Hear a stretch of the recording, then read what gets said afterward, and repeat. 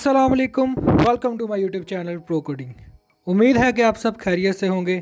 तो last lecture में हम स्टडी कर रहे थे कि किस तरह से हम एक वेबसाइट को रिस्पॉन्सिव बना सकते हैं और उसकी एसईओ के बारे में हमने थोड़ी बहुत स्टडी की थी। और लास्ट लेक्चर में हमने मेटा टैग्स के बारे में देखा था कि किस तरह से हम एक मेटा टैग को यूज़ करते हुए एक वेबसाइट की एसईओ को कर सकते हैं, उसके अंदर की वर्ड्स जो हैं वो डिफ़ाइन कर सकते हैं और उसको हम रिस्पॉन्सिव बना सकते हैं एक मेटा टैग को यूज़ करते हुए, उसके एट्रीब्यूट व्यू पोर्ट को यूज़ करते हुए।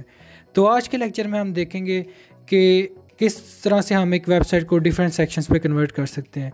तो वैसे तो हमने लास्ट लेक्चर में भी एक डिव के लेक्चर में हमने देखा था कि किस तरह से हम डिव टैग को यूज़ करते हुए एक वेबसाइट को डिफरेंट सेक्शंस पे कन्वर्ट कर सकते हैं। लेकिन वो HTML4 का एक डिवीजन का जो टैग है वो HTML4 का है। तो HTML5 में उन्होंने आसानी के लिए एक ही टैग हमें दे दिया है सेक्शन के नाम से, कि हमें जो है वो एक वेबसाइट के डिफरेंट पार्ट्स को एक सेक्शन के अंदर जो है वो कन्वर्ट कर सकते हैं। ऐसे डिव और सेक्शन दोनों में कोई ज़्यादा डिफरेंस नहीं है, दोनों ही कंटेनर के तौर पर यूज़ होते हैं। डिव भी एज अ कंटेनर यूज़ होता है और डिव के अंदर भी आप डिफरेंट जो है वो कंटेंट रख सकते हैं, उन्हें ग्रुप कंबाइन कर सकते हैं। और सेक्शन टैग जो है वो भी एक ग्रुप बनाने के काम आता है।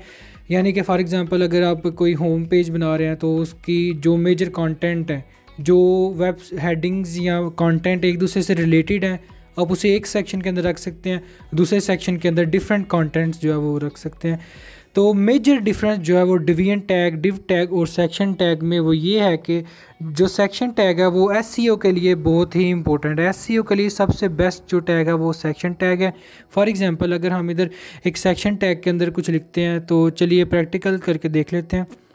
तो फॉर एग्जांपल मैं इधर एक जो है वो सबसे लास्ट में अपने पेज के इधर एक सेक्शन टैग जो है वो लिखता हूँ और इसके अंदर मैं हेडिंग दे देता हूँ प्रो कोडिंग में हेडिंग दे देता हूँ और इसके नीचे मैं एक पैराग्राफ जो है वो लिख लेता हूँ। ये ऊपर से ही मैं लोरम इप्सम का ही कॉपी कर लेता हूँ और इसके अंदर मैं पेस्ट कर देता हूँ। सेव करें और अपने पेज को हम रिफ़्रेश करते हैं तो कुछ ख़ास जो है वो डिफरेंस फ़र्क नहीं है सेक्शन टैग के अंदर। और ये जैसे ही हमने इस पेज को रिफ़्रेश किया तो ये हमारा जो एक नीचे सेक्शन शो हो गया कि हेडिंग है प्रो कोडिंग और उसके नीचे जो है एक पैराग्राफ है लोरम इप्सम के नाम से। तो ये अगर तो हम जो है वो किसी भी सर्च इंजन के ऊपर प्रो कोडिंग सर्च करते हैं तो कोई भी क्लाइंट जो है, कोई भी बंदा अगर किसी भी सर्च इंजन पर ब्राउज़र के ऊपर प्रो कोडिंग सर्च करे तो सर्च इंजन क्या करता है, वो डिफरेंट वेबसाइट्स की स्कैन करता है और जिस पेज के ऊपर उससे ये प्रो कोडिंग जो है वो मिल जाता है वो पेज का एड्रेस जो है वो क्लाइंट को सामने दे देता है। और अगर तो हम इस सेक्शन टैग की बजाय हम डिव टैग यूज़ करते, ये सेक्शन की बजाय डिव हम यूज़ करते तो जो सर्च इंजन है उसे इसे फाइंड करने में मुश्किल आ सकती थी। तो सेक्शन टैग जो है वो एसईओ के लिए बहुत ही बेस्ट है।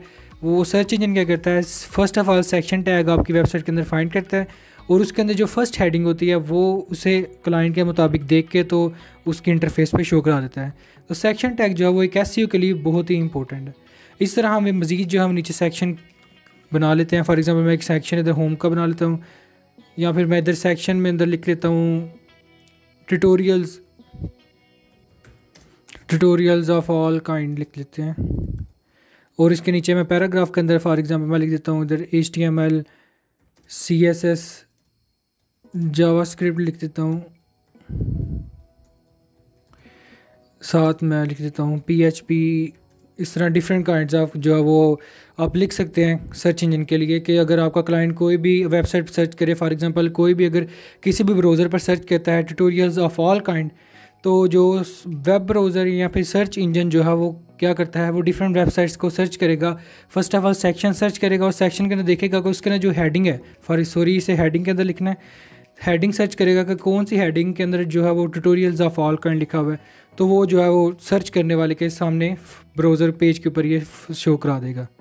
तो इस तरह से इसे सेव करें और अपने पेज को हम रिफ़्रेश करते हैं तो इसके नीचे ये एक और tutorials of all kind HTML CSS show हो गया। तो इस तरह से आप डिफरेंट अपनी वेबसाइट को डिफरेंट सेक्शन पर कन्वर्ट कर सकते हैं। और जैसा कि हमने लास्ट लेक्चर में देखा था कि मेटा टैग को यूज़ करते हैं अपनी वेबसाइट को हम रिफ़्रेश करवा सकते हैं। तो आप ये देख सकते हैं कि एवरी 5 सेकंड हमारी वेबसाइट जो है वो रिफ़्रेश हो रही है।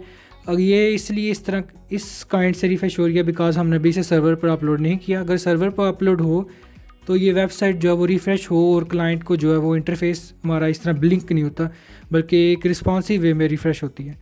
तो हमने लास्ट लेक्चर में भी ये मेटा टैग को यूज़ करके ये इसके अंदर हमने एक एट्रीब्यूट लिखा था HTTP इक्वी रिफ्रेश कंटेंट 5, यानी कि एवरी 5 सेकंड हमारी वेबसाइट जो है वो रिफ्रेश होगी। तो आज के लिए इतना ही। उम्मीद करता हूँ आपको सेक्शन टैग की समझ आई होगी। इंशाल्लाह हम नेक्स्ट वीडियो के साथ जल्द मिलेंगे। अल्लाह हाफिज़।